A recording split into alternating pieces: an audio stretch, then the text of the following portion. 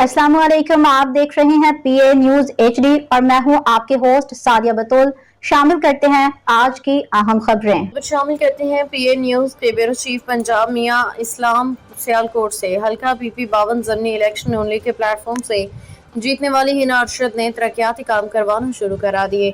पहले मरहले में सुई गैस का पाइप और संब्रियाल से लेकर हेड बम्बावाला तक रोड बनवाने का काम शुरू करवा दिया गया। नीच गली मोहल्लों की सफाई का काम जारी। तफसीलात के मुताबिक हल्का पीपी 52 की सीट अरशद वड़ाइश की वफात के बाद खाली होने पर उनकी बेटी हिना अरशद वड़ाइश ने अपने वालिद मोहतरम के नक्शे कदम पे चलते हुए भरपूर मेहनत की और इस सीट को जीता। फिर आवाम से किए हुए वादे पाया तकमील तक पहुंचाना शुरू कर दिए।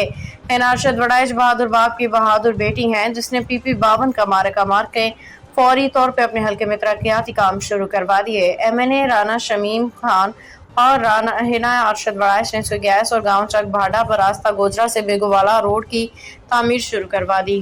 न्यूज स्टूडियो से अब तक के लिए इतना ही। मजीद खबरों और अपडेट्स के लिए देखते रहिए पीए न्यूज एचडी।